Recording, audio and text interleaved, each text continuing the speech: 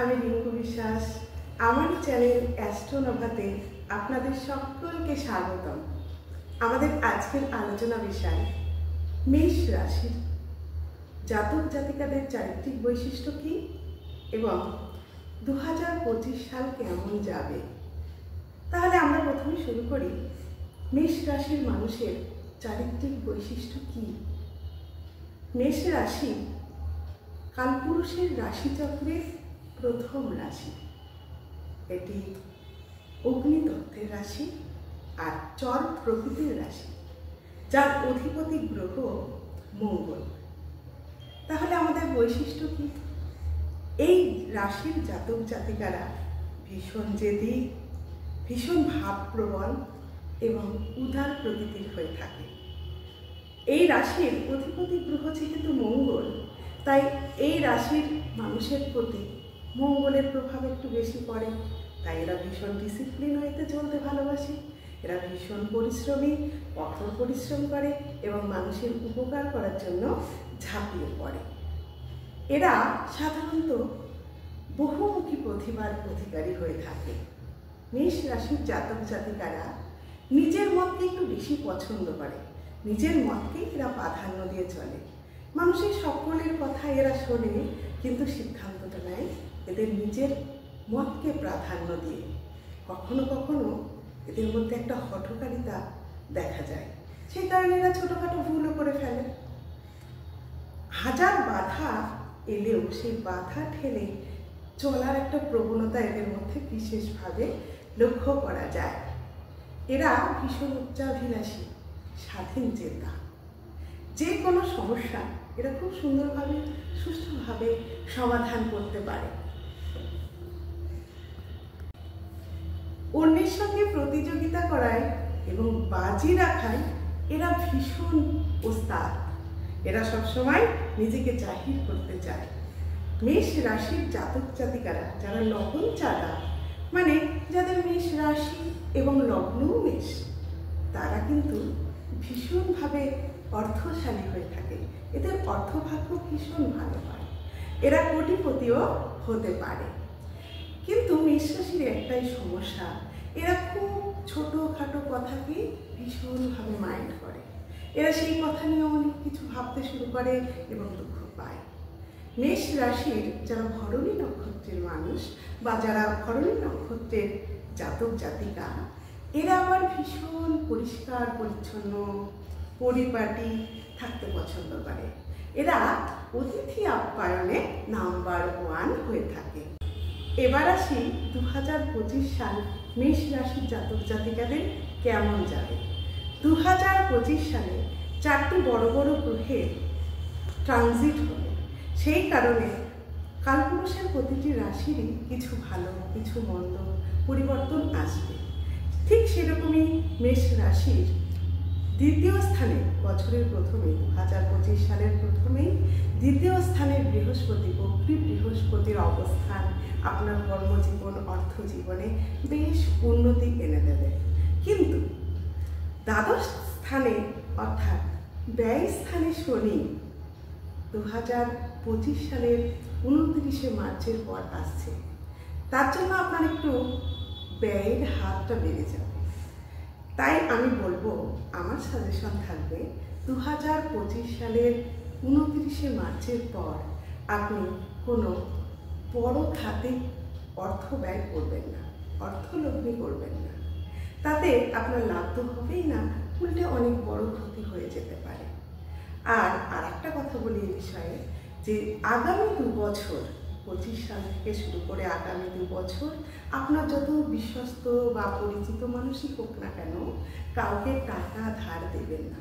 সেই টাকা ফেরত পাওয়ার কোনো সম্ভাবনা দেখা যাচ্ছে না। এবার আসি যারা বিদেশ যাত্রার জন্য এতদিন অপেক্ষা করছিলেন, ছোটোখাটো কারণে সেটা ব্যর্থ হয়ে যাচ্ছিল, এবার সেই সুযোগটা আসছে। আপনার বিদেশ যাত্রা, বিদেশে বিভিন্ন রকম কর্ম, এমনকি ভ্রমণ সূত্রেও যদি আপনি বিদেশে যেতে চান, তবে সেটাই সফলতা আসতে চলেছে। এবার আসি কেতু আপনার 5ম স্থানে আসছে। যেহেতু পঞ্চম স্থানে আপনার কেতু অবস্থান করবে 2025 সালে, তাই আপনাদের সন্তানদের এবং যারা পড়াশোনা করছে বিদ্যার্থী, এদের কিন্তু পড়াশোনা একটা ডিস্টার্ব দেখা যাবে। এদের মধ্যে পড়াশোনায় একটা অমনোযোগী, চঞ্চল্য মন, এগুলো কিন্তু দেখা যাবে। তাই বিশেষভাবে ছাত্রছাত্রীদের ওপর নজর রাখতে হবে।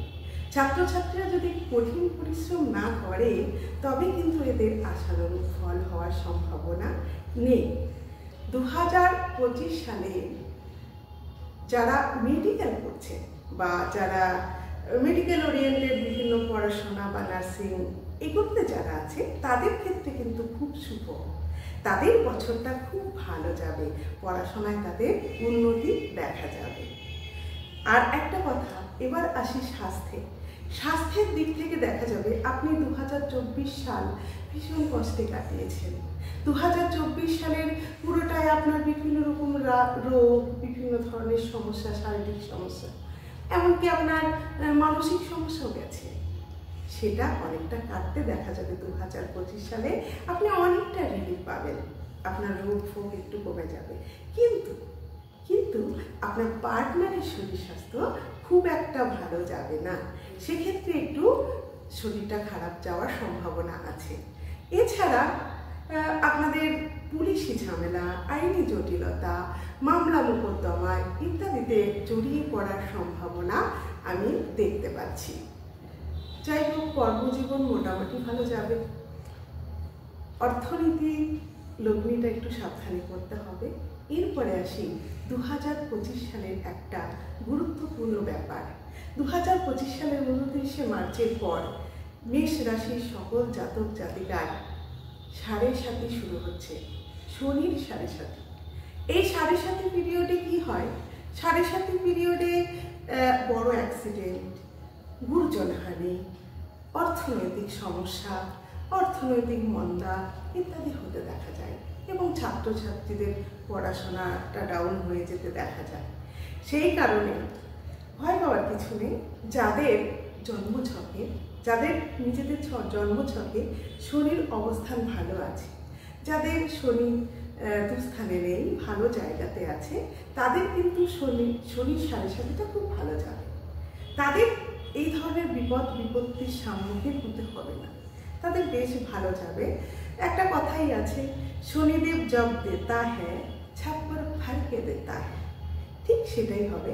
7.5তে আপনি চাকরি পেতে পারেন, 7.5তে আপনার ভালো ভালো কাজকর্ম হতে পারে। কিন্তু দুঃখ পাবে না, যাদের জন্মছকে শনি একটু খারাপ অবস্থানে আছে তাদের একটু খারাপ যাবে। তাই আপনারা আপনাদের জন্মছকে শনির অবস্থানটা আগে দেখুন। শনির অবস্থান যদি খারাপ হয়ে থাকে তবে তার অনেক প্রতিকার প্রতিবিধান আছে। আপনি নিয়ম মেনে চলুন, আপনার ছকটা মানুষকে দেখান, দেখিয়ে আপনি বুঝে নিন আপনার শনির অবস্থান কেমন আছে। যদি খারাপ থেকে থাকে তবে তার প্রতিকার প্রতিবিধান করে নিন, তাহলে দেখুন আপনারও 7.5 পিরিয়ড ভালো যাবে। অনেক বড় বড় ক্ষতির সম্মুখীন আপনাকে হতে হবে না। এই কথাগুলো যদি আপনাদের ভালো লাগে তাহলে অবশ্যই আপনারা আমার চ্যানেলটা সাবস্ক্রাইব করবেন আর কমেন্ট শেয়ার করতে ভুলবেন না। আর সবাই ভালো থাকুন, সুস্থ থাকুন। নমস্কার, জয় মাতা।